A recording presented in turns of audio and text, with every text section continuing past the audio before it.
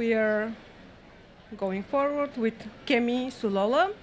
Kemi has taken her voice to jazz stages, museum festivals, BBC, J-Wave radio in Japan, even Saudi Arabia, and she has also stared down a rare nervous system illness and turned her recovery into a community. Please put your hand together for Kemi Sulola. Hi, everyone.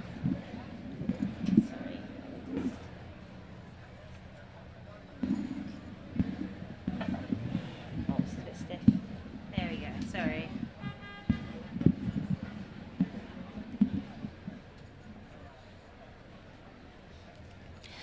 We've been together for such a long time. Now music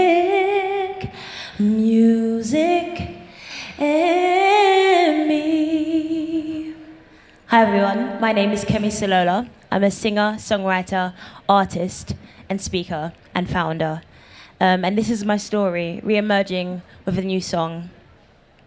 It's a story about self-loss, healing, and creative becoming. Oh, sorry, I forgot I need the clicker. Can I get that? Sorry.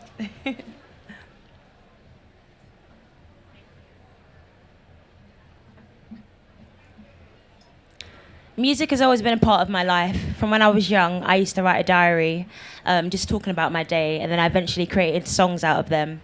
And then when I got older, I released my first 8-track EP. It was amazing, really got me into the industry. I had radio support from independent radio stations, other music industry professionals.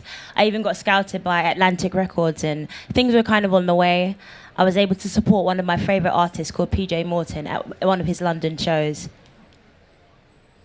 And everything was flowing. The music was flowing. My voice and purpose were finding its reach.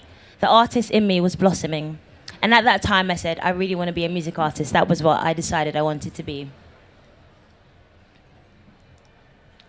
Then it started, the symptoms, the headaches, the head pains, the chronic pain. I would sleep for days. I remember, well, I don't really remember actually. In 2018, that year was just like a blank moment of my life.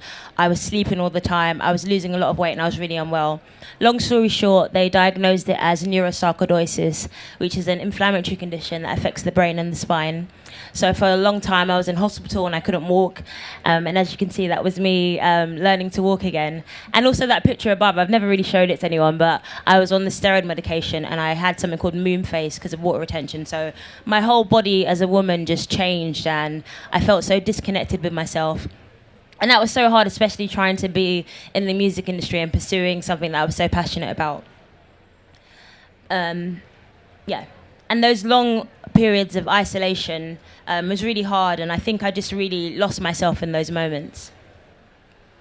Of course, the medication, as I said, had its use, but it also had all of those other side effects. I also ended up having diabetes for a while because of it.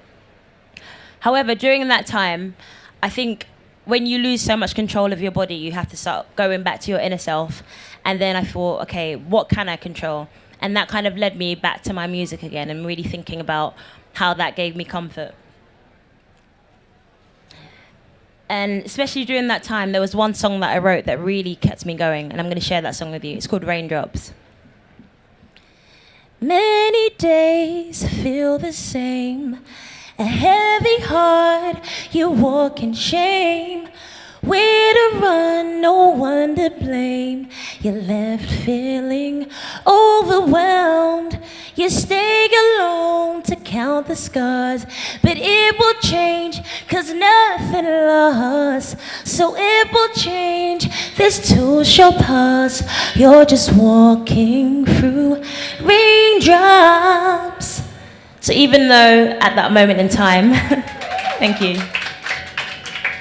Even though in that moment in time, it was like a tsunami and my whole life was just turning upside down, I tried to tell myself that it's just raindrops and it will dry and everything will kind of come back to normal.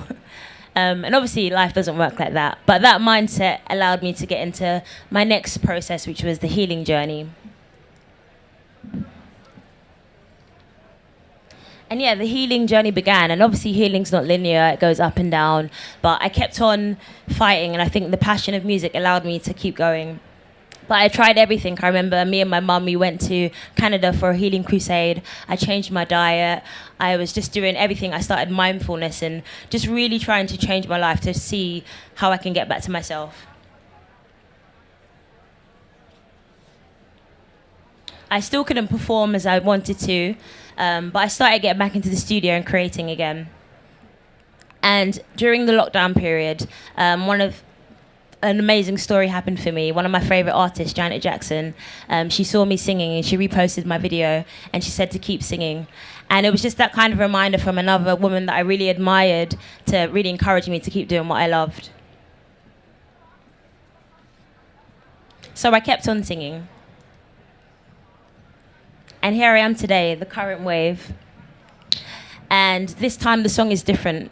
From this experience, I've expanded from being an artist into a speaker, into hosting wellness sessions and workshops, and building a community with my new company called Sulola Music, where I'm able to share with other artists in the community.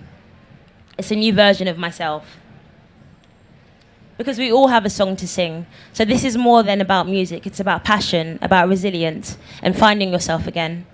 And now I embrace my new self, my new passion, and this new quest to elevate myself and explore new streams of my creativity that expands beyond me and ripples onto others. So lastly, I have a little new song for you. One day you'll turn and you'll look back and see how far you've come. One day you'll stand among the crowd and you'll sing a new song. Thank you very much for listening to me today. Thank you.